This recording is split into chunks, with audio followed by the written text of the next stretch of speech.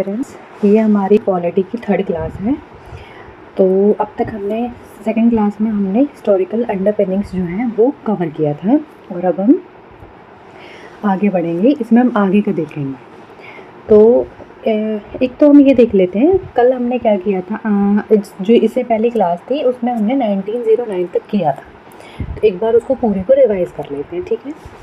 तो हमने इसमें देखा था कि कैसे 1600 में जो ईस्ट इंडिया कंपनी थी उसको ब्रिटिश गवर्नमेंट से चार्टर में वो एक्सक्लूसिव राइट्स मिले थे, एक्सक्लूसिव लाइसेंस मिला था, जिसकी वजह से वो इंडिया के अंदर आए ट्रेड करने के लिए एंड उनको मोनोपोली थी, ठीक है। बट ये क्या था, एडमिनिस्ट्रेटिव और जो मिलिट्री जो फंक्शंस हैं इंडिया के उनमें भी ये इन्वॉल्व हो रही थी। इन्वॉल्व होने के बाद 1757 में बैटल ऑफ प्लासी हुई।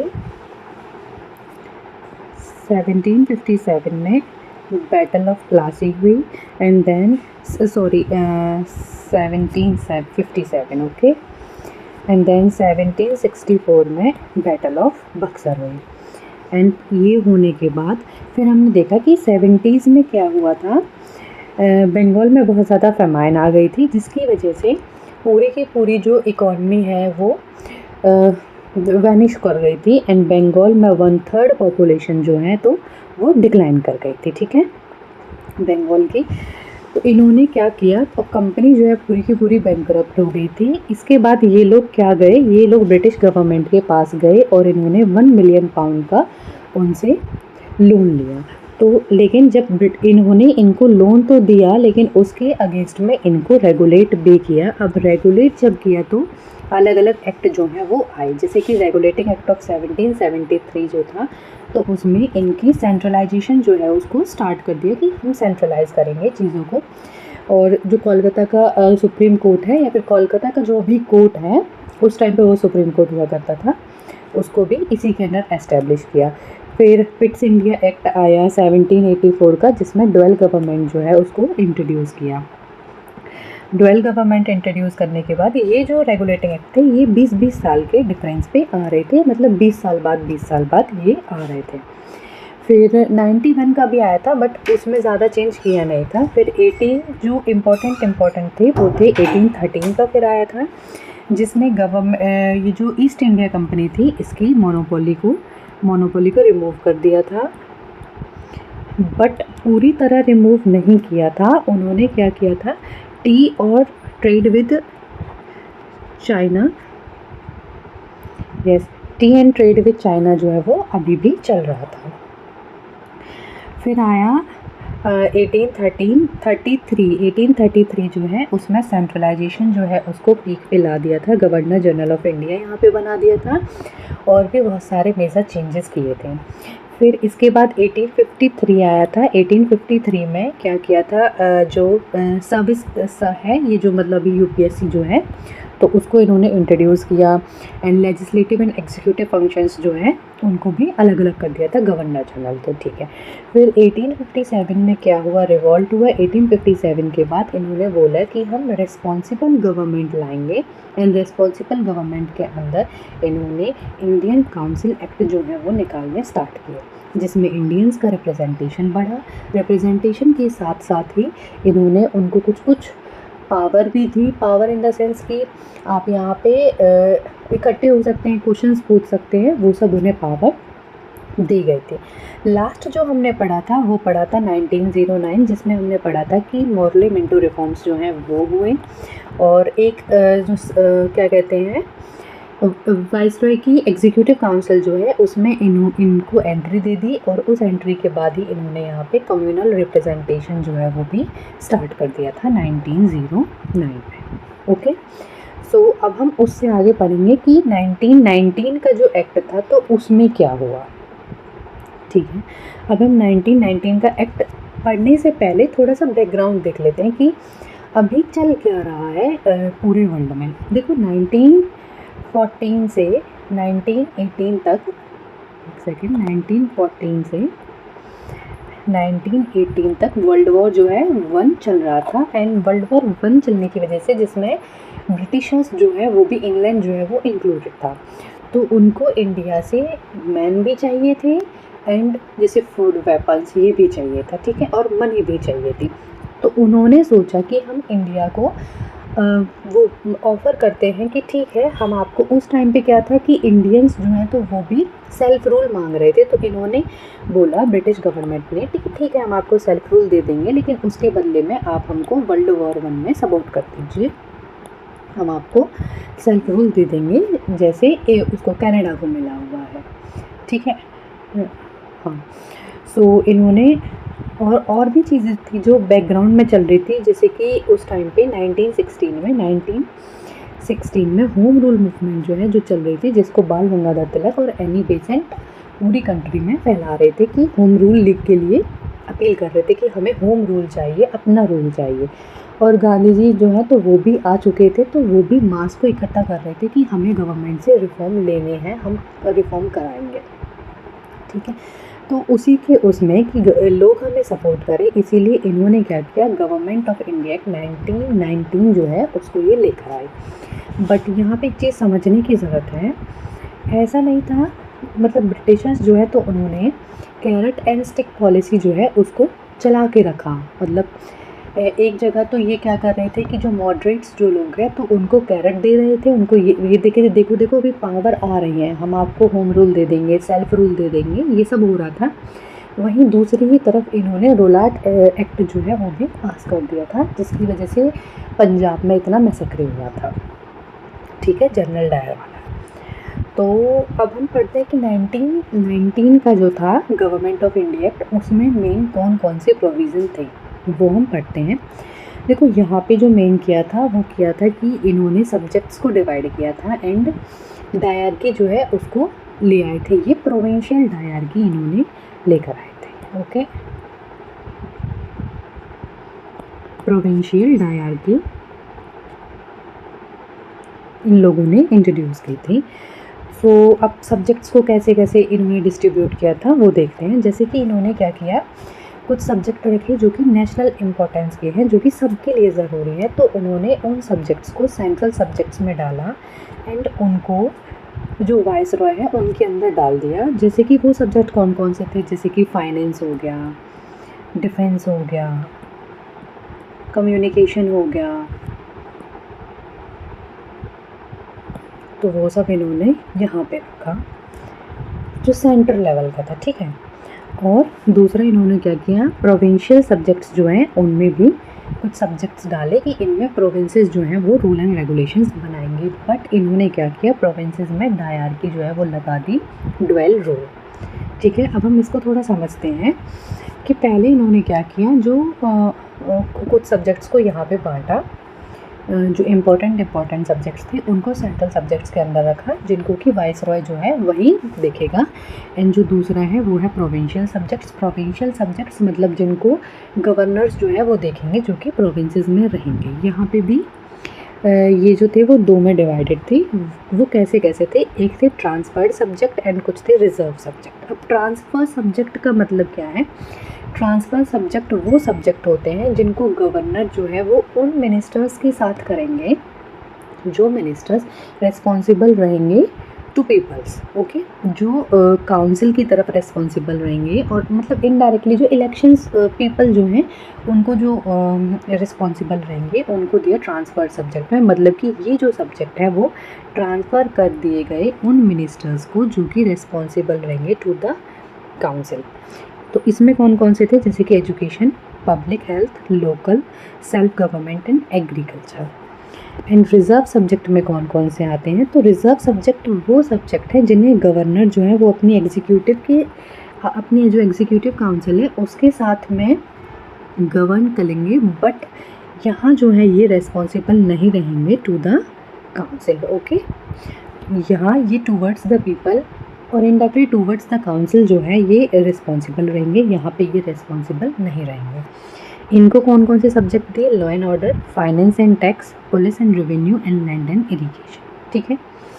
अब देखो यहाँ पे ना एक चीज़ है जो ध्यान देने वाली है, वो क्या है कि आप ये देखो जो ट्रांसफर्ड सब्जेक्ट है उसमें कौन कौन से सब्जेक्ट इन्होंने डाले हैं, जैसे कि education, public health, local self government and agriculture.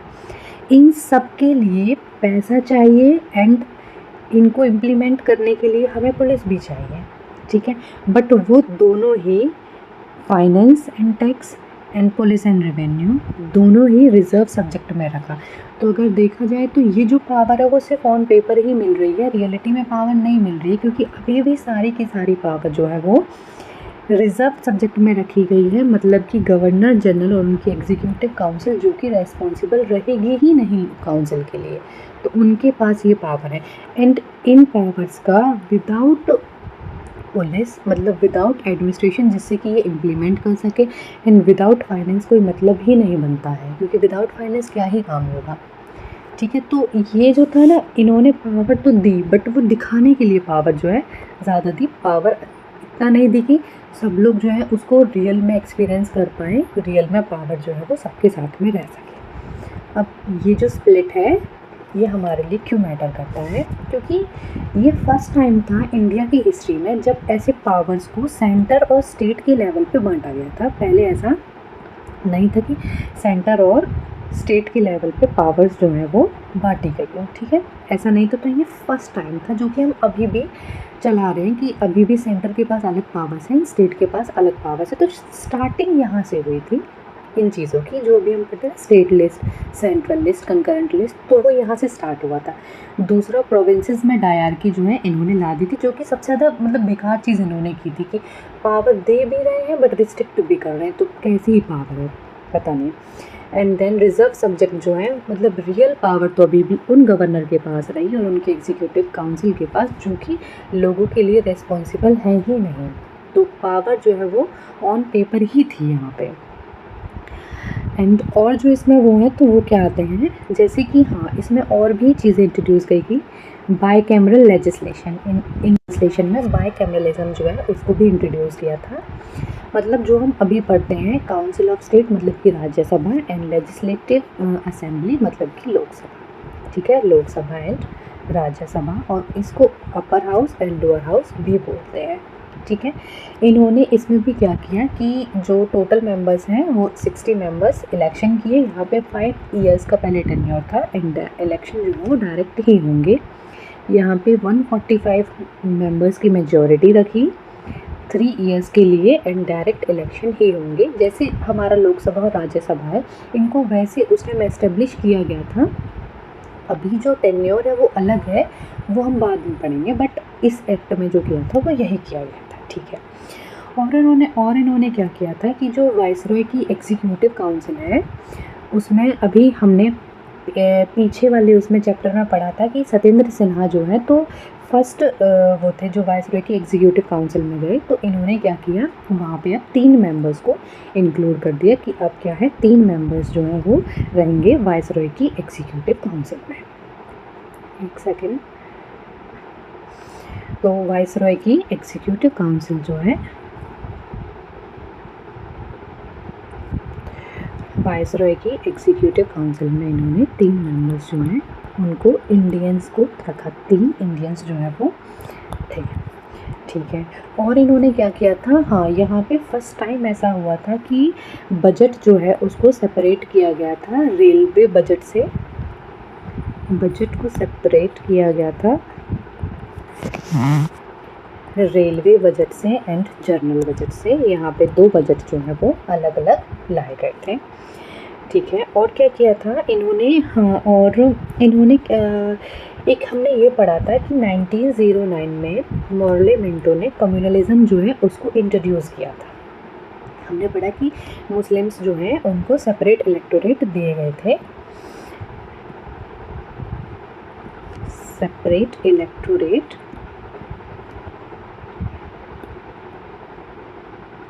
सो 1919 वाले एक्ट ने क्या किया, इन्होंने उसी सेपरेट इलेक्टोरेट को और भी बढ़ा दिया। इन्होंने क्या किया, माइनॉरिटीज़ को भी दिए, सिख को भी दिए, एंड एंग्लो इंडियंस जो है उनको भी दिए, उनको इन सब ने वो दिया। अच्छा यहाँ पे एक चीज़ समझने वाली है, ऐसा नहीं था कि यहाँ पे इनको मतलब वो दे रहे हैं, अगर सेपरेट इलेक्टोरेट दे रहे हैं तो मतलब बहुत मास लेवल पे था, या फिर पूरा की पूरी जितनी भी इंडिया की पॉपुलेशन थी वो सब ही वोट कर रहे थे? नहीं, वो सब वोट नहीं कर रहे थे। उस टाइम पे सिर्फ 10% ऑफ पॉपुलेशन जो है वो वोट कर रही थी, और वो भी क्लासीफाई किए जाते थे कि इतना पर्टिकुलर लैंड होना चाहिए, इतनी इनकम होनी चाहिए, ये सब देखा जाता था। उसी के बाद ही उनको वोट करने के लिए अलाउ किया जाता था। और इन्होंने क्या किया था, अच्छा यहाँ पे देख लेते हैं इन्होंने और क्या क्या किया था। इन्होंने एक सेंट्रल पब्लिक सर्विस कमीशन जो है वो एस्टेब्लिश किया था, जो कि हम अभी देखते हैं कि सेंट्रल पब्लिक सर्विस कमीशन को भी यूनियन पब्लिक सर्विस कमीशन कर दिया है, जिसको हम यूपीएससी बोलते हैं। ठीक है, वो भी इसी के अंडर ही आया था। एंड इन्होंने हाई कमिश्नर ऑफिस जो है वो भी लंदन में बिठाया था, जो कि वाइसरॉय के जितने भी फंक्शन हैं उनको ओवरव्यू करेंगे, उनको देखेंगे। एंड ये जो फ्रेंचाइज हैं कि वोटिंग राइट जो है वो लिमिटेड थे according to property, tax and education, जो कि सिर्फ और सिर्फ 10% ऑफ द पॉपुलेशन जो है उस टाइम पे वोट कर पा रही थी। और वाइसरॉय की जो एग्जीक्यूटिव काउंसिल है उसमें 6 मेंबर टोटल थे, 6 में से 3 जो हैं वो इंडियंस थे, और वो थे राजा ऑफ पटियाला थे और सर दिनकर राव थे। ठीक है, ये थे, एक और थे। फिर है सेपरेशन ऑफ बजट। तो इन्होंने पहली बार जो अच्छा, इन्होंने प्रोविंशियल बजट और सेंट्रल बजट को अलग किया था। सॉरी रेलवे बजट को नहीं किया था, प्रोविंशियल बजट और सेंट्रल बजट को किया था। ठीक है, ये करेक्शन कर लेना प्लीज़ आप। और हाँ, फिर इन्होंने बोला भी था कि हम एक स्टैट्यूटरी कमीशन बैठाएंगे। ये जो एक्ट अभी हम ला रहे हैं इसको ये देखने के लिए कि ये अच्छे से काम कर रहा है या नहीं, या फिर ऑन ग्राउंड ये मतलब ठीक है या नहीं। ठीक है, कि लोग खुश हैं नहीं, या फिर सही से काम चल रहा है नहीं। तो उसके लिए हम 10 साल बाद जो है एक स्टैट्यूटरी कमीशन बैठाएंगे, और वो था साइमन कमीशन, जो कि 1927 में इंडिया में आया था, जिसमें साइमन गो बैक के नारे जो है वो लगे थे। 1927 में साइमन कमीशन जो है वो इंडिया में आया था। एंड कम्युनल रिप्रेजेंटेशन को और भी बढ़ा दिया गया था। ये जो इंडियन क्रिश्चियंस हैं, एंग्लो इंडियन है, यूरोपियन है, सिख है, इन सब के लिए। ओके, अब इसके बाद जो अगला एक्ट जो है वो हमारा आया था government of India act 1935। And ये सबसे ज़्यादा इम्पोर्टेंट एक्ट था। इसको हम एज एन मिनी कॉन्स्टिट्यूशन भी हमारा बोल सकते हैं। वो इसलिए बोल सकते हैं, देखो मिनी कॉन्स्टिट्यूशन ऐसे नहीं बोलते, कॉन्स्टिट्यूशन यहाँ पे लिख गया है, ऐसा नहीं है। हमारा जो अभी का कॉन्स्टिट्यूशन है, जिसके अकॉर्डिंग जो हमारी पूरी की पूरी कंट्री में चल रहा है, उसका 60 to 70 पार्ट जो है वो गवर्नमेंट ऑफ इंडिया 1935 से ही लिया गया है।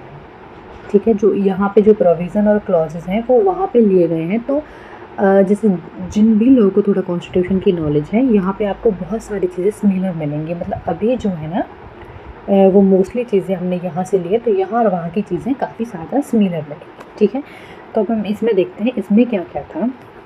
देखो, एक तो इन्होंने क्या किया था, जो मेन चीज़ की थी, जो भी हमने 1919 में देखा कि उन्होंने प्रोविंशियल डायरकी जो है उसको इंट्रोड्यूस किया था। इन्होंने प्रोविंशियल डायरकी जो है उसको अबॉलिश कर दिया था। ठीक है, इन्होंने प्रोविंशियल डायरकी को अबॉलिश कर दिया। एंड प्रोविंशियल डायरकी जो है उसको सेंटर में ला दिया था कि सेंटर में डायरकी रहेगी, प्रोविंसेस में नहीं रहेगी। ठीक है, तो एक तो मेन इम्पॉर्टेंट इन्होंने काम ये किया था।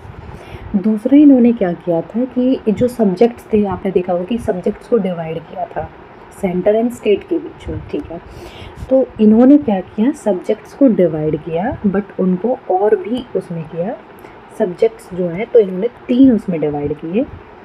पहला था सेंटर के पास जो रहेंगे, दूसरा था स्टेट के पास जो रहेंगे, एंड तीसरा था कंकरेंट लिस्ट में जो रहेंगे।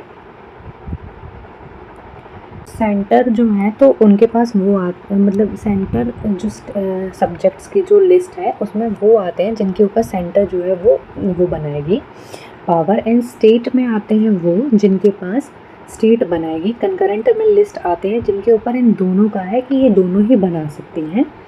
ठीक है, इन पे एक कोई भी मतलब जो सेंटर है उसका लॉ प्रिवेल करेगा, बट पावर दोनों के पास है कि ये दोनों मिलके बना सकती हैं। इन दोनों में मेजॉरिटी देखी जाती है कि इतने से पास होना चाहिए। ये स्पेशल मेजॉरिटी के केसेस हैं कि स्पेशल मेजॉरिटी में इतने से पास होना चाहिए, तब इस लिस्ट में ये आएगा, तब की जाती है। और एक और थी रेजिडुअरी पावर। तो वो जो रेजिडुअरी पावर थी वो जो रेजिडुअरी पावर थी वो उस टाइम पे वाइसरॉय जो है उनको दी गई थी, और अभी यही रेजिडुअरी पावर जो है वो हमारे पार्लियामेंट को दी गई है।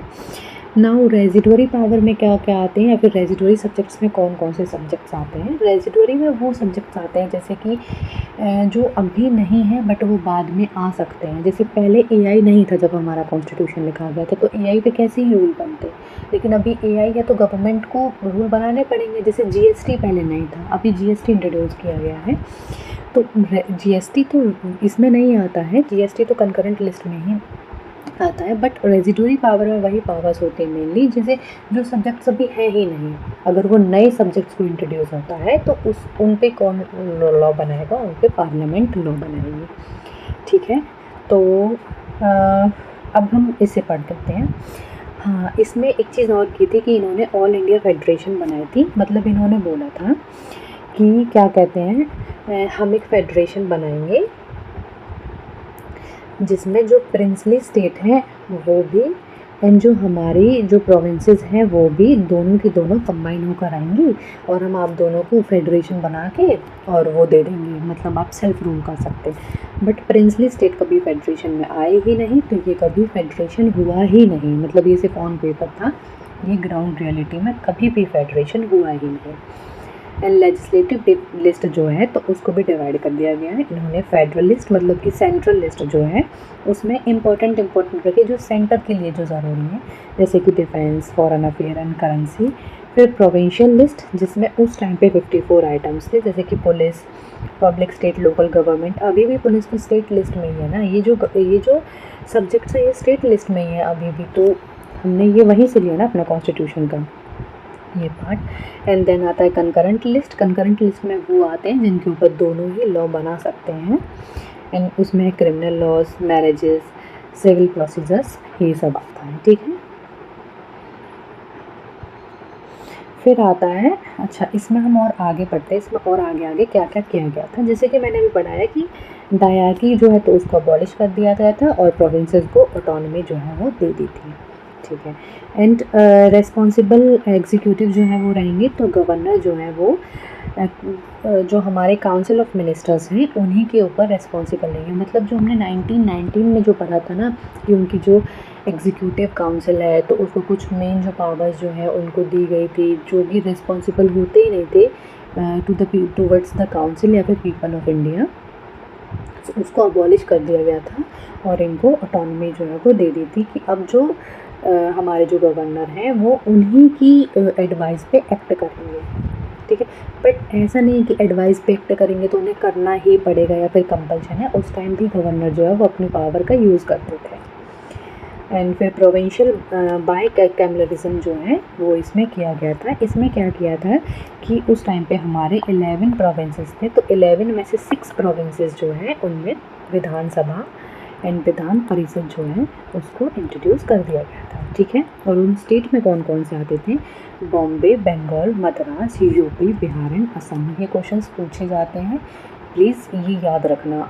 अभी ये जो क्लासेस चल रही है ना, जैसे कल का जो क्लास थी वो भी इम्पोर्टेंट थी, आज की जो क्लास है तो उसमें भी जैसे यही टर्म पूछी जाती है कि कौन सा एक्ट जो था उसमें क्या कहते हैं, प्रोविंशियल में बाइकैमरलिज्म इंट्रोड्यूस किया गया था। सो वो याद करना पड़ेगा। एंड वो कौन कौन सी प्रोविंसेस थे जिनमें बाइकैमरलिज्म आया था वो भी याद करने पड़ेंगे। ठीक है, एंड ये प्रपोज किया गया था कि सेंट्रल में डायरकी रखते हैं और प्रोविंसेस से उसको अबॉलिश कर दिया गया था। वहाँ पे रिजर्व एंड ट्रांसफ़र सब्जेक्ट जो हैं वो प्रपोज किए गए थे, बट ये इंट्रोड्यूस नहीं हुआ था कभी भी। फिर इन्होंने क्या किया, हाँ इन्होंने बोला कि फेडरल कोर्ट्स जो हैं वो भी बनाएंगे जो कि इंटर स्टेट और कॉन्स्टिट्यूशनल डिस्प्यूट्स जो हैं उनको देखेंगे। एंड 1935 का ही एक्ट है जिसकी वजह से हमारा आरबीआई जो है वो भी एस्टेब्लिश हुआ था।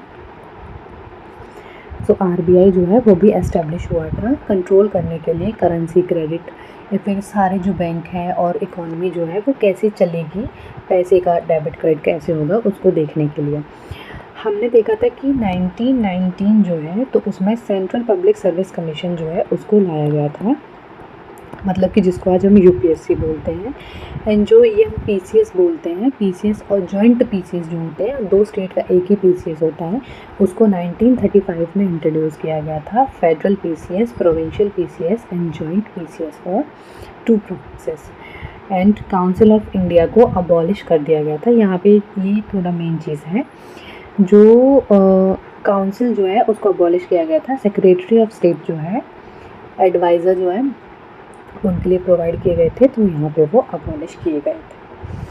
और हमने अभी यहाँ पे पीछे देखा ही था कि कम्युनल रिप्रेजेंटेशन जो है तो उसको और भी ज़्यादा बढ़ाया गया। देखो हमने यहाँ पे देखा था कि कम्युनल रिप्रेजेंटेशन को सिख, क्रिश्चियन, एंग्लो इंडियंस और यूरोपियंस जो है तो उनको बढ़ाया गया था। ठीक है, 1909 में कम्युनल जो रिप्रेजेंटेशन है वो सिर्फ और सिर्फ मुस्लिम्स को मिले थे। 1919 में उसको और बढ़ाया गया और उसको क्रिश्चियंस, इंडियन क्रिश्चियंस को, एंग्लो इंडियंस को, यूरोपियंस को एंड सिख्स को भी दिए गए थे। ठीक है, देन 1935 में उसको और भी ज़्यादा बढ़ाया गया। इन्होंने क्या बोला कि ये जो डिप्रेस्ड क्लास हैं, मतलब कि एससी, उनको और वुमेंस को भी अलग से दे दिए, ताकि इलेक्टोरेट जो है, और हाँ इलेक्टोरेट को भी और बढ़ाया गया था। जैसे हमने पढ़ा 1919 में 10% जो वो थे, वो खुल रहे थे, यहाँ पे और भी ज़्यादा जो वोटिंग है उनको और पीपल्स को दे दिए गए वोटिंग राइट्स। ठीक है, अच्छा यहाँ पे देखो, आप ये सोचोगे कि मतलब इतना क्यों कर रहे हैं कि सबको अलग अलग से वोटिंग दे रहे हैं। ये उनकी पॉलिसी थी डिवाइड करने की। जहाँ उनको दिक्कत था ना कि जैसे 1857 में हिंदू और मुस्लिम जो हैं तो वो इकट्ठा होकर लड़े थे, तो उन्होंने सोचा इनको अलग करो, इसलिए मुस्लिम्स को उन्होंने सेपरेट इलेक्टोरेट दे दिया। एंड जैसे उन्होंने देखा कि जो जैसे एससी जो है या फिर जो भी डिप्रेस्ड क्लास जो है उनका रिप्रेजेंटेशन हिंदू में अच्छे से नहीं हो पा रहा है, तो उन्होंने बोला कि अरे हम आपको भी वो सेपरेट इलेक्टोरेट दे देते हैं, ताकि वो भी मतलब जो डिप्रेस्ड क्लास है वो हिंदुओं से ही अपने आप को अलग से महसूस करें कि हम अलग हैं, ये अलग हैं। तो वो डिवाइड एंड रूल पॉलिसी उनकी थी कि अगर ये सब इकट्ठे होंगे तो हमें रूल नहीं करने देंगे, तो इनको डिवाइड करो एंड रूल करो। सो ये इनका पूरा पॉलिसी चल रहा था। एंड फ्रेंचाइजीज जो है तो उसको भी एक्सटेंड किया गया था, और मतलब पहले 10% को थी, अब और ज़्यादा लोगों को जो वोटिंग राइट्स हैं वो दिए गए थे। अब हमारा लास्ट एक्ट आता है 1947 का एक्ट, क्योंकि इसके बाद जो है तो इंडिया इंडिपेंडेंट हो गया था। ठीक है, देखो अगर हम बैकग्राउंड में देखें तो हिस्ट्री में बहुत सब कुछ चल रहा था। 1942 में क्विट इंडिया मूवमेंट चल रही थी, और जो हाँ सुभाष चंद्र बोस जो है तो उन्होंने भी आईएनए को बना लिया था। एंड आईएनए को बनाने की वजह से ही वो मतलब ब्रिटिशर्स को फोर्स कर रहे थे कि आप यहाँ से जाइए, हम आपको रूल अप नहीं करने देंगे। ठीक है, तो एक वो आया था, मतलब एक टाइम आया था जब उनको लगा था कि अब तो हम यहाँ रूल नहीं ही कर पाएंगे, तो उन्होंने लास्ट जो गवर्नर है माउंटबेटन उसको भेजा कि अब आप क्या करिए, यहाँ पे इनको डिवाइड कर दीजिए लोगों को। तो जो 1947 का जो एक्ट था, तो इससे पहले क्या हुआ था कि पाकिस्तान और इंडिया जो है वो दोनों के दोनों, मतलब इसमें बोला था कि हम पाकिस्तान और इंडिया बनाएंगे, दोनों के पास अपनी अपनी सारी पावर होंगी, और इस डेट को हम पावर जो है तो उसका ट्रांसफ़र कर देंगे। ठीक है, तो यहाँ पे एंड ऑफ ब्रिटिश रूल था, ये हमारा लास्ट एक्ट था। तो इसमें मेनली वही बातें की गई हैं कि अब तक हमने जितने भी एक्ट लगाए हैं, आपकी मतलब आपका अगर मन है तो आप उनको रखिए, अगर आपका मन नहीं है तो आप उनको अबॉलिश कर दीजिए, आप फ्री हैं हमारी तरफ से, हम तो यहाँ से चले जाएंगे। तो यहाँ पे क्रिएशन ऑफ 2 डोमिनियन हुआ, dominion of India and dominion of Pakistan.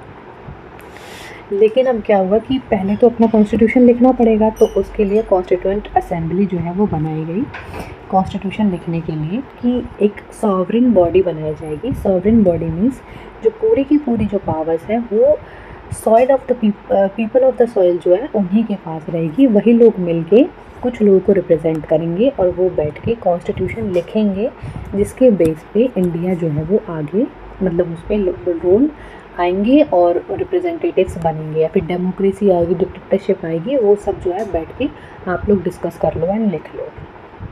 ठीक है, तो कॉन्स्टिट्यूएंट असेंबली जो थी तो वो क्या थी, उनके पास फुल पावर दी गई। ये एक कहाँ पे आया था कि हम आपको फुल पावर देते हैं। वैसे तो इन्होंने ये अगस्त ऑफर से स्टार्ट करना शुरू कर दिया था, बट ये इन्होंने कैबिनेट मिशन जो आया था उसमें पूरा मतलब फ्रेमवर्क दे दिया था कि ऐसा ऐसा आप लोग करिए, ऐसे बैठिए, इतने रिप्रेजेंटेटिव यहाँ से आएंगे, इतने यहाँ से आएंगे, और ऐसे ऐसे बैठ के वो बनेगा। तो पहले तो इन्होंने ना क्या किया था कि 3 उसमें डिवाइड किया था कि ABC 3 सेक्शंस में डिवाइड किया था कि यहाँ पे क्या रहेंगे, जैसे कुछ जो स्टेट है जो हिंदू मेजॉरिटी के हैं बाहर वो इसमें रहेंगे, एंड जो मुस्लिम मेजॉरिटी के हैं वो इसमें रहेंगे, एंड इसमें कुछ वो स्टेट्स रहेंगे जिनका पार्टीशन होना है, ठीक है। और आप 10 साल बाद ऐसा करिए, आप अभी कॉन्स्टिट्यूंट असेंबली बनाइए और रूल करिए, मतलब जो भी आपको प्रेसिडेंट प्राइम मिनिस्टर बनना है आप देखिए, फिर 10 साल बाद आप इसका फैसला कर लेना कि कौन सा जो है कि कौन से सेक्शन जो है एक दूसरे में मर्ज हो सकते हैं या फिर नहीं हो सकता, आप 10 साल बाद देख लेना। बट वही पाकिस्तान बनाने की जो डिमांड थी वो बहुत ज़्यादा हो गई थी कि नहीं हमें तो पाकिस्तान ही चाहिए, तो फिर इसलिए बोला गया कि ठीक है कि 2 डोमिनियन ही बना देते हैं। उस टाइम पे वैसे 2 नहीं बने थे, 3 बने थे, west Pakistan and east Pakistan बना था। जैसे ये इंडिया है, सो यहाँ पे आज का जो बांग्लादेश है वो था ईस्ट पाकिस्तान, एंड जो यहाँ का जो पाकिस्तान है वो था वेस्ट पाकिस्तान, लेकिन ईस्ट पाकिस्तान जो है वो अलग से दूसरी कंट्री बन गया बांग्लादेश, ठीक है। तो यहाँ पे इनको पावर दी गई रिपील करने की कि अब तक हमने जितने भी ब्रिटिश एक्ट जो है वो लाए हैं आप उनको रिपील कर सकते हैं, इंक्लूडिंग ये इंडियन इंडिपेंडेंस एक्ट ऑफ 1947, आप जैसा चाहें अब आप वैसा कर सकते हैं। एंड ये बोला गया था कि जब तक अभी आपका कोई कॉन्स्टिट्यूशन जो है वो नहीं आ रहा है तब तक अभी ये जो हमारे रूल है आप उन्हीं पे काम कर सकते हैं। एंड इसमें 1935 जो है उसको इंटरिम कॉन्स्टिट्यूशन की तरह लिया गया था, और मतलब जितने दिन बाद हमारा कॉन्स्टिट्यूशन बना, जब तक हमारा कॉन्स्टिट्यूशन बन रहा था तो इसके जो प्रोविजंस थे वही लागू किए गए थे कि ऐसे ही वो और जो हमारी पार्लियामेंट है वो चलती रहेंगे, एंड रूल जो है वो ऐसे ही होगा। फिर आता है अब इसमें और क्या क्या था, इन्होंने बोला था कि जो वाइसरॉय का जो ऑफिस है ना जो चल रहा था हम उसको अबॉलिश करते हैं। अब वाइसरॉय जो है कोई भी ब्रिटिश वाइसरॉय नहीं होगा, अगर आपको वाइसरॉय की पोजीशन रखनी है तो आप रख सकते हो, वरना अबॉलिश करना है तो वो भी कर सकते हो। एंड अब जो कॉन्स्टिट्यूशनल हेड जो है तो वो governor general, and provincial governor जो है तो वो नॉमिनल, एंड कॉन्स्टिट्यूशनल हेड मतलब आपको जैसा रखना है वैसा रखिए। हमारी तरफ से जितने भी मतलब वो थे जैसे गवर्नर जनरल जो थे, प्रोविंशियल गवर्नर जो थे, हम उन सबको अबॉलिश करते हैं। सेक्रेटरी ऑफ स्टेट को भी यहाँ पे ख़त्म कर दिया गया था, और इंडिया के पास ये विल पावर थी कि अगर आपको कॉमनवेल्थ ज्वाइन करना है तो आप करिए, नहीं करना है तो आप मत करिए, ठीक है। वैसे ये था कि आप कर लीजिए कॉमनवेल्थ जो है। एंड अभी तक क्या था कि एम्परर ऑफ इंडिया जो है तो किसको बोला जाता था, जो ब्रिटेन में जो किंग या फिर क्वीन जो बैठा है उसको एम्परर ऑफ इंडिया भी बोला जाता था, बट यहाँ से वो अबॉलिश कर दिया था कि अब कोई भी एम्परर ऑफ इंडिया नहीं होंगे, लोग जो हैं वही इंडिया को गवर्न करेंगे, वही इंडिया को रिप्रेजेंट करेंगे, एंड वही देखेंगे और किस टाइप की हमारी गवर्नमेंट होगी वो सब भी हम खुद ही देखेंगे, ठीक है। सो हाँ, अब यहाँ पे आता है प्रिंसली स्टेट्स का यहाँ पे क्या स्टेटस था। देखो प्रिंसली स्टेट्स जो है तो उन्होंने क्या था, पैरामाउंसी जो है उसको साइन कर रखा था। मतलब क्या था कि जो ब्रिटिश गवर्नमेंट है वो प्रिंसली जो स्टेट्स हैं, देखो प्रिंसली स्टेट्स में ना मेनली रूल तो किंग ही करता था, मतलब जो भी उनके जो रीजनल जो किंग है वही करेंगे, बट जो पावर थी वो ब्रिटिश गवर्नमेंट के पास थी। मतलब कि इनके जो फॉरेन रिलेशंस हैं, इनका जो टैक्सेशन वाला सिस्टम है, इनकी जो पुलिस जो है उस सबको यही रेगुलेट करेंगी, बट ये मतलब ऐसे दिखावे के राजा बने हुए थे, ठीक है। तो ये थी पैरामाउंसी, तो इसको भी हटा दिया गया था कि अब आप फ्री हैं, अब आप अपना सब काम खुद देख सकते हैं, हमारी तरफ से कोई रिस्ट्रिक्शन नहीं है। तो पैरामाउंसी को भी लैप्स कर दिया गया था। क्राउन की पैरामाउंसी एंड ट्रीटीज़ जो है वो प्रिंसली स्टेट्स के साथ जितनी भी साइन हुई थी उनको लैप्स कर दिया गया था, और इनको ऑप्शंस दिए थे, ये जो राजा थे इनको ऑप्शन दिए थे कि अभी हमने जो 2 डोमिनियन बनाई है इंडिया एंड पाकिस्तान, आप किसी के साथ अगर आपका मन है तो आप पाकिस्तान के साथ जा सकते हैं, अगर आपका मन है तो आप इंडिया के साथ जा सकते हैं, और अगर आपका इन दोनों में से कहीं भी जाने का मन है तो आप खुद भी इंडिपेंडेंट रह सकते हैं, आपसे कोई कुछ नहीं कहेगा। एंड जो ट्राइबल एरियाज़ की जो ट्रीटी थी तो उन सबको भी लैप्स कर दिया था, ठीक है। एंड इंटरिम गवर्नमेंट जो है तो मतलब जितने भी टाइम में हमारा कॉन्स्टिट्यूशन बनकर तैयार नहीं होता है, हम अपनी गवर्नमेंट को नहीं बना लेते हैं, तब तक गवर्नमेंट ऑफ इंडिया एक्ट 1935 के अकॉर्डिंग जो है वो रूल होगा। ओके, सो अब हम जो है वो डोमिनियन टू रिपब्लिक बन चुके हैं।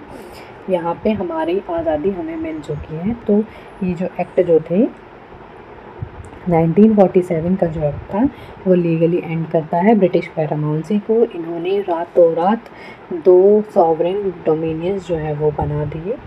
देखो इंडिया ने क्या किया था, जब तक वो अपनी गवर्नमेंट बना रहे थे तब तक इंडिया ने माउंटबेटन को ही अपना गवर्नर बना लिया था इंडिया ने, बट पाकिस्तान ने ऐसा नहीं किया था। पाकिस्तान ने अपने गवर्नर जो है वो बनाए थे, ठीक है।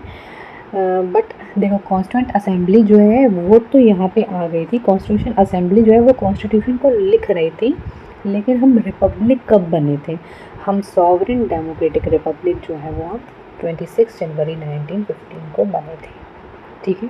तो यहाँ पे ये जो रेगुलेटिंग एक्ट जितने भी आए थे, ये जो Indian independence act, council act जितने भी आए थे वो सब ख़त्म होते हैं।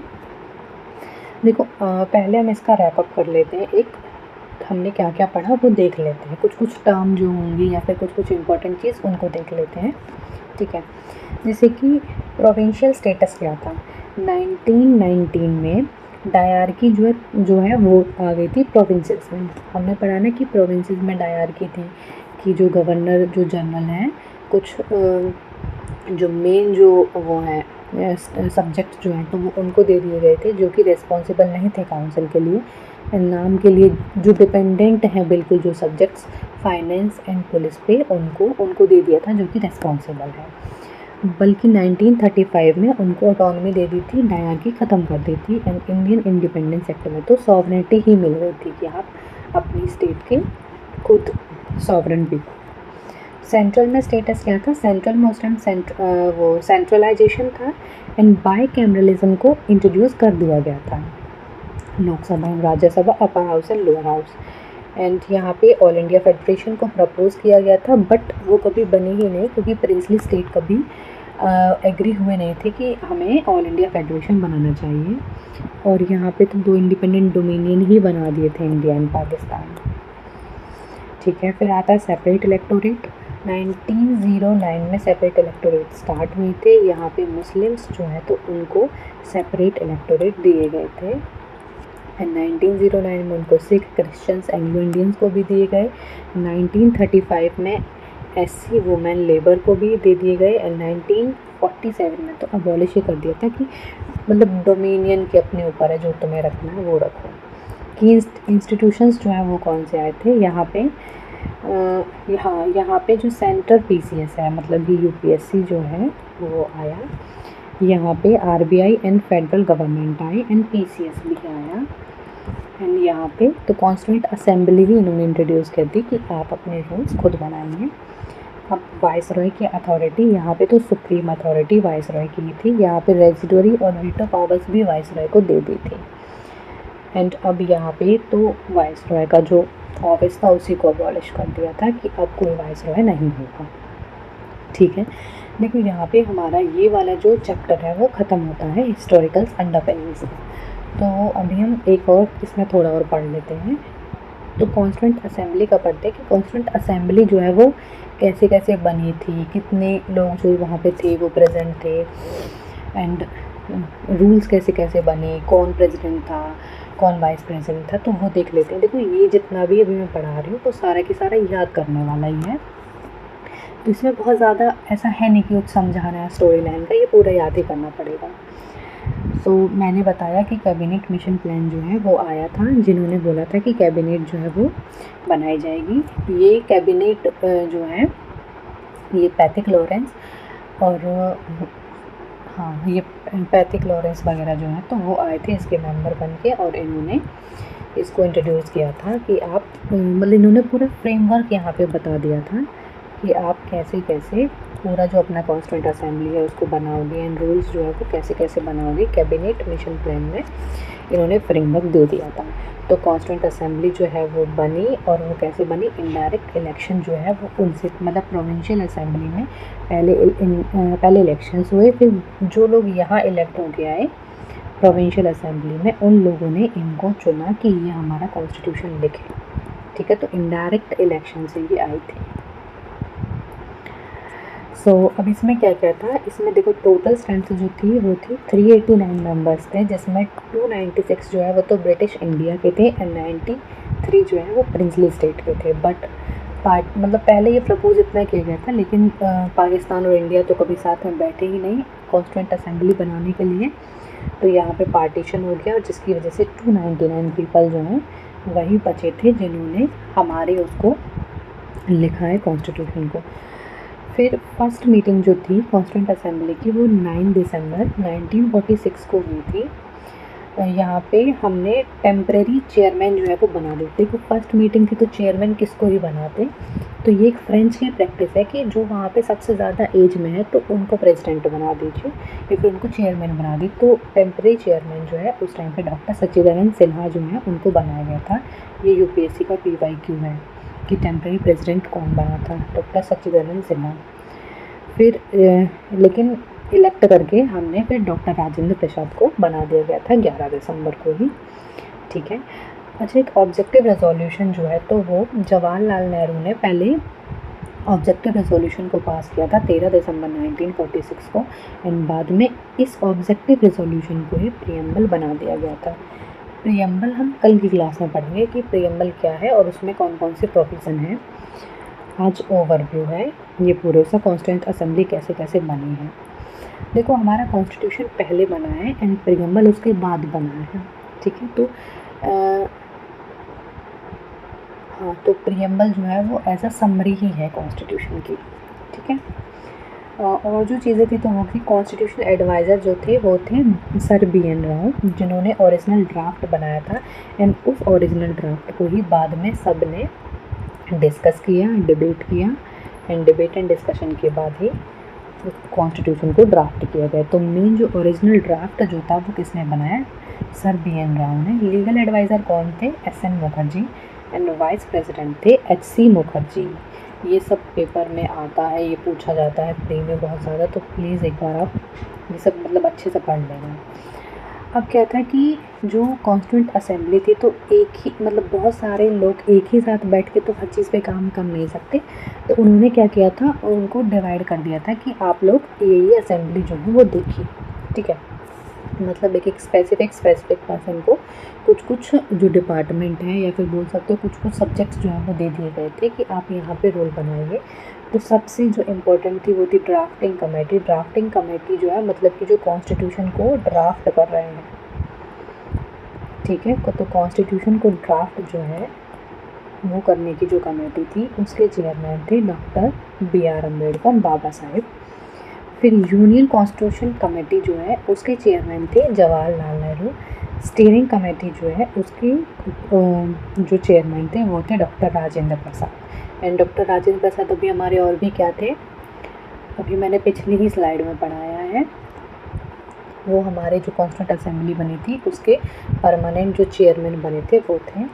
नाउ स्टेट कमेटी के थे, स्टेट कमेटी भी जवाहरलाल नेहरू के अंडर थी। यूनियन पावर कमेटी भी जवाहरलाल नेहरू के अंडर थी।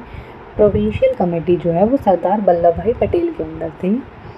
रूल्स ऑफ प्रोसीजर कमेटी जो है तो डॉक्टर राजेंद्र प्रसाद के अंदर थी।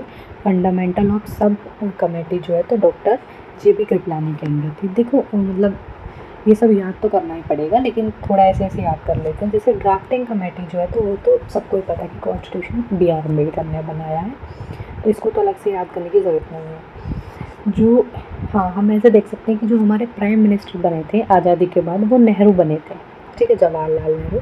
तो उनके पास मतलब कुछ ऐसी मेन कमेटी होंगी जैसे कि union constitution committee and union power committee. तो union power committee and constitution committee Jawaharlal Nehru के अंदर थी। एंड स्टेट्स कमेटी भी नहीं थी, तो क्योंकि स्टेट्स यूनियन इंडिया के अंदर ही तो हैं और ये उन्हीं के वो प्रेसिडेंट बने, सॉरी प्राइम मिनिस्टर बने थे, तो ये सब जो है वो किसके अंडर था, नेहरू जी के अंडर था। फिर देखो जैसे डॉक्टर राजेंद्र प्रसाद जो हैं, डॉक्टर राजेंद्र प्रसाद जैसा कि हमने यहाँ पे पढ़ा कि वो हमारे जो एक सेकंड, हाँ, डॉक्टर राजेंद्र प्रसाद जो है तो हमारे परमानेंट चेयरमैन थे। देखो चेयरमैन का काम क्या होता है, चेयरमैन का काम है स्टीयरिंग कमेटी, ठीक है। ऐसे मतलब निमोनिक बना के याद कर लो कि ऐसे देख रहे हैं सबको स्टीयर कर रहे हैं, तो चेयरमैन देख ही रहे ना बैठ के कि कौन कैसे काम कर रहा है, कोई ऐसा तो नहीं कि सही से काम ना कर रहा हो। एंड प्रोसीजर कमेटी, तो वही तो प्रोसीजर बताएंगे कि देखो ऐसे काम करना है, रूल्स बनाएंगे, क्योंकि वो चेयरमैन थे। ठीक है। और जैसे प्रोविंशियल कॉन्स्टिट्यूशन कमेटी, तो सरदार वल्लभ भाई पटेल जो है, तो उनका बहुत बड़ा रोल था कि देखो इंडिया आज जैसा दिखता है ना, वैसा इंडिया कभी भी नहीं दिखता अगर सरदार वल्लभ भाई पटेल नहीं होते। आज इंडिया जो है तो 500 कम से कम इंडिया होते आज के टाइम में। इंडिया आज एक है तो है ही सरदार वल्लभ भाई पटेल की वजह से, क्योंकि इन्होंने सबको अलग अलग तरीके से मना के, कहीं लोगों को तो कहीं जो लीडर्स थे उनको एक वो बनाया कि एक मत बनाया कि आप इंडिया में रहिए, हम आपको राइट्स देंगे, हम आपको ये चीज़ें देंगे, लेकिन आप इंडिया में रहिए। तो प्रोविंशियल कॉन्स्टिट्यूशन कमेटी, प्रोविंसेस को किसने इकट्ठा किया है? वो सरदार वल्लभ भाई पटेल ने किया है। तो अब हम थोड़ा टाइमलाइन देख लेते हैं कि कॉन्स्टिट्यूशन को कैसे कैसे इंट्रोड्यूस किया, क्या क्या हुआ, कब पास हुआ। तो पहले 6 दिसंबर 1946 को कॉन्स्टिट्यूंट असेंबली के इलेक्शंस जो है वो हुए, जो कि इनडायरेक्ट थे, प्रोविंशियल असेंबलीज ने ही उनके इलेक्शंस हुए। फिर 9 दिसंबर को पहली उनकी मीटिंग हुई, जिसमें सच्चिदानंद सिन्हा को टेम्पररी चेयरमैन बनाया गया था। फिर 11 दिसंबर को डॉक्टर राजेंद्र प्रसाद को इलेक्ट कर लिया गया परमानेंट चेयरमैन या फिर प्रेसिडेंट के तौर पे। फिर 13 दिसंबर को इन्होंने ऑब्जेक्टिव रेजोल्यूशन पास किया जवाहरलाल नेहरू ने, जिसको बाद में प्रीएम्बल जो है वो बनाया गया था। फिर 29 अगस्त को ड्राफ्टिंग कमेटी जो है वो कॉन्स्टिट्यूट हुई, जिसके चेयरमैन डॉक्टर BR अम्बेडकर थे। 4 नवंबर को पहला जो ड्राफ्ट था कॉन्स्टिट्यूशन का, उसको असेंबली में प्रेजेंट किया गया।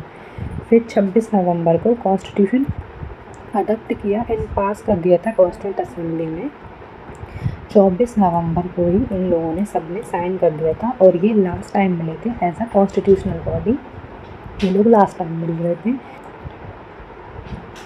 फिर 24 जनवरी को इन्होंने क्या किया, इन्होंने साइन जो है वो यहाँ पे किए थे। ठीक है, मैं वो नवंबर और जनवरी से कंफ्यूज हो गई थी।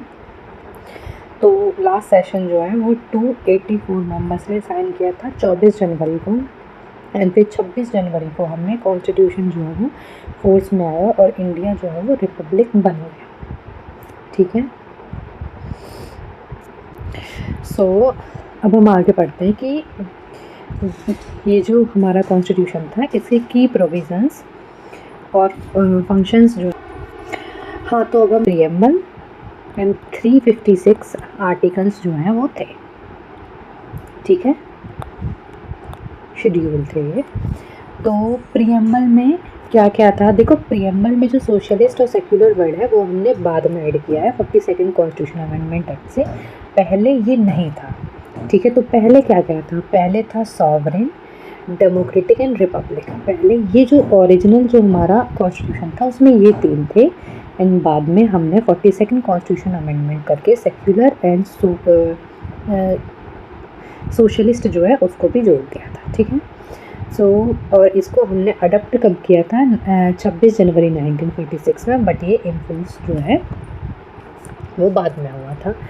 तो हमारे फंडामेंटल राइट्स जो हैं वो क्या क्या थे, पार्ट 3 में फंडामेंटल राइट्स आते हैं, आर्टिकल 12 to 35, और हमारे पास 6 फंडामेंटल राइट हैं। Right to equality, right to freedom, right against exploitation, right of religion, मतलब कि आप किसी भी रिलीजन को प्रैक्टिस, प्रोफेस एंड प्रोपेगेट कर सकते हैं, cultural and educational right, and constitutional remedies. और ये जो फंडामेंटल राइट का कॉन्सेप्ट है ये हमने US से बोरो किया है। आज हम वो भी पढ़ेंगे अगली क्लास में कि हमने कौन से जो कॉन्सेप्ट है वो कहाँ से या कौन सी कंट्री से बोरो किए हैं। फिर आते हैं DPSP। तो DPSP जो है वो पार्ट 4 ऑफ कॉन्स्टिट्यूशन में आते हैं, जो कि आर्टिकल 36 से 51 तक है, और इसको हम directive principles of state policy बोलते हैं। देखो DPSP जो है तो वो क्या, फंडामेंटल राइट्स जो है वो जस्टिसिएबल होते हैं, मतलब अगर किसी का फंडामेंटल राइट वायलेट हुआ है तो आप सुप्रीम कोर्ट जा सकते हो, फिर किसी भी कोर्ट में आप जा सकते हो, लेकिन DPSP के केस में वो चीज़ नहीं है। DPSP जो है तो वो नॉन जस्टिसिएबल है। एक्चुअली फंडामेंटल राइट जो है ना वो रिस्ट्रिक्ट करते हैं स्टेट को कि आप जो सिटीजन्स हैं तो उनको डिस्क्रिमिनेट नहीं कर सकते हैं, या फिर उनके अगेंस्ट क्या क्या चीज़ें नहीं कर सकते हैं। एंड DPSP जो है तो वो बताते हैं स्टेट्स को कि आप क्या क्या कर सकते हैं, मतलब जैसे जो स्टेट वेलफेयर, सोशल जस्टिस वाला जो पार्ट आता है वो DPSP में आता है। ठीक है। एंड ये हमने आयरिश कॉन्स्टिट्यूशन से बोरो किया था। इसमें फंडामेंटल ड्यूटीज़ जो है वो पार्ट 14A में है। फंडामेंटल ड्यूटीज़ जो है वो ओरिजिनल कॉन्स्टिट्यूशन में प्रेजेंट नहीं थी, उनको बाद में इंट्रोड्यूस किया गया है 42nd कॉन्स्टिट्यूशनल अमेंडमेंट एक्ट से, जो कि स्वर्ण सिंह कमेटी ने रिकमेंड किया था कि हमें ये फंडामेंटल ड्यूटीज़ जो है वो भी ऐड कर देनी चाहिए। ये सब ना हम क्या कहते हैं, हाँ देखो 42nd जो अमेंडमेंट जो है ना, तो वो भी बहुत इम्पोर्टेंट था। उसको मिनी कॉन्स्टिट्यूशन भी बोलते हैं कि पहले कॉन्स्टिट्यूशन बना था हमारा जो 1950 में हमने जिसको अपनाया था, बट क्या हुआ था कि 42nd अमेंडमेंट में बहुत सारे मेजर चेंजेस कर दिए थे, तो इसलिए इसको मिनी कॉन्स्टिट्यूशन बोला जाता है। पहले ये 10 थे जो फंडामेंटल ड्यूटीज़, अब 11 है क्योंकि एक और प्लस कर दी गई है, और ये हमने यूएसएसआर से लिया है। तो हमारा जो कंट्री है उसका नेचर कैसा होगा, अभी हम देखते हैं। देखो हमारा जो कॉन्स्टिट्यूशन है वो longest constitution in the world है, और 22 पार्ट 398 आर्टिकल्स थे, और आज तो इसमें मतलब काफ़ी सारे और आर्टिकल्स भी 95 कर दिए हैं, और 22 पार्ट्स एंड 8 शेड्यूल हमारा जो, और आज तो इसमें मतलब काफ़ी सारे और आर्टिकल्स जो डिलीट कर दिए हैं और ऐड भी कर दिए हैं। और हमारा जो हमने क्या लिया था, सिंगल सिटीजनशिप ली, फेडरल हमारे डुअल सिटीजनशिप नहीं है, मतलब कि में यूनिटर जो है उसकी और स्टेट की भी एक ही सिटीजनशिप है। हमने क्या लिया था, सिंगल सिटीजनशिप ली थी, हमारे डुअल सिटीजनशिप नहीं है, मतलब कि सेंट्रल इंडिपेंडेंट और इंटीग्रेटेड जुडिशरी सिटीजनशिप है। ऐसा नहीं है यूनिवर्सल अडल्ट सिटीजन की अलग अलग वोटिंग पावर जो है वो स्टार्टिंग इंडिपेंडेंट और इंटीग्रेटेड जुडिशरी इमरजेंसी प्रोविजंस में जो यूनिवर्सल अडल्ट फ्रेंचाइज मतलब जर्मन पावर जो है वो स्टार्टिंग से ही सबको दे दी थी, ठीक है। एंड इमरजेंसी प्रोविजंस जो है तो वो भी इसमें थोड़ा और देख लेते हैं जो हमने जर्मन कॉन्स्टिट्यूशन जो है ताकि थोड़ा अच्छे से फ्रेमवर्क बन जाए दिमाग। तो अभी हम क्या करते हैं, इसको थोड़ा और देख लेते हैं कैसे कैसे इसकी जर्नी रही, ताकि थोड़ा अच्छे से फ्रेमवर्क बन जाए दिमाग में। असेंबली जो है वो फर्स्ट टाइम इसका हेमन रॉय जो है तो उन्होंने पहली बार सबसे पहले हेमन रॉय ने आइडिया दिया कि कॉन्स्टिट्यूएंट असेंबली जो है वो कांग्रेस ने क्या किया, अपना कॉन्स्टिट्यूशन खुद लिखना चाहिए। ऑफिशियल पहले एमएन रॉय ने आइडिया दिया था, ठीक है। हमारे पास कॉन्स्टिट्यूएंट कांग्रेस ने क्या किया, इसको अपने सेशंस में इसकी ऑफिशियल डिमांड रखी 1935 कांग्रेस ने ऑफिशियली। हमारे पास कॉन्स्टिट्यूएंट असेंबली होनी चाहिए, तो नेशनल डिमांड जो है उसमें ये जो डिमांड है वो मान ली थी कि ठीक है आप अपने कांग्रेस ने ऑफिशियल वो खुद बना लेना। फिर 1940 का जो अगस्त हो रहा था तो उसमें ये जो डिमांड है वो मान ली थी कि ठीक है आप अपना जो हमारी जो है वो खुद बना लेना। लेकिन यहाँ पे वर्ल्ड वॉर 2 चल रहा था तो गवर्नमेंट को था कि आप हमें वर्ल्ड वॉर के में सपोर्ट करो, और जो हमारी जो 1940 है तो उनके साथ मत जुड़ो, हम आपको यहाँ पे जो स्कीम अपना कॉन्स्टिट्यूशन बनाने की पावर देंगे। ये कॉन्स्टिट्यूएंट असेंबली फिर 1946 में तो कैबिनेट मिशन आया जिन्होंने उनका फ्रेमवर्क ये जो स्कीम मतलब वो पूरा फ्रेमवर्क बताया। तो कॉन्स्टिट्यूएंट असेंबली जो है वो कैसे डिमांड जो है वो आइडिया बनी एंड उसका फ्रेमवर्क पूरा कि हमें बनना चाहिए, आइडिया आया फिर उसको डिमांड बनाया, उसका डिमांड जो है वो आइडिया बनी। फिर मतलब पहले देखा गया कि हमें बनना चाहिए, आइडिया आया फिर उसको डिमांड में बनाया, फिर प्रिंसिपली उसको स्टार्टिंग में क्या था, फिर जो असेंबली है वो बनी। British India and French state दोनों थे, तो ब्रिटिश इंडिया की 290 हाँ, तो स्टार्टिंग में क्या था 389 सीट्स थी, British India and French state दोनों थे, तो गवर्नर की प्रोविंसेस वगैरह थी, वो भी मैंने दिया कि कैसे हुआएगा। अच्छा यहाँ पे जो रिप्रेजेंटेशन था वो ऐसा था कि 1 मिलियन मतलब गवर्नर की प्रोविंसेस वगैरह जो है वो भी मैंने दिया कि कैसे रिप्रेजेंटेटिव आ रहा है। अच्छा यहाँ पे जो रिप्रेजेंटेशन था वो ऐसा था कि 1 मिलियन मतलब एक सीट जो है या फिर इलेक्टेड जो रिप्रेजेंटेटिव आ रहा है वो 1 मिलियन नहीं था कि सबके सब इलेक्टेड हैं। जो यहाँ से आए तो वो इलेक्ट था, इसमें डायरेक्टली नॉमिनेटेड दोनों थे, और जो इसमें ऐसा नहीं था कि सबके सब इलेक्टेड हैं। जो यहाँ से आए तो वो इलेक्टेड थे, इनडायरेक्टली इलेक्टेड थे। देखो कैसे कैसे ये बना है कि इनकी फर्स्ट मीटिंग जो है वो हुई है जिसमें सचिदानंद सिन्हा को टेम्पररी प्रेसिडेंट हमने बनाया 9 दिसंबर। देखो कैसे कैसे ये बना है कि इनकी फर्स्ट मीटिंग जो है वो हुई है जिसमें सचिदानंद सिन्हा को टेम्पररी प्रेसिडेंट हमने बनाया 9 दिसंबर BR अम्बेडकर 1946 को। ऑब्जेक्टिव रेजोल्यूशन पहला ड्राफ्ट जब है वो देखा, पहला ड्राफ्टिंग कमेटी बनाई जिसके BR अम्बेडकर चेयरमैन थे। फिर उसका डिबेट हमने पहला ड्राफ्ट जो है वो देखा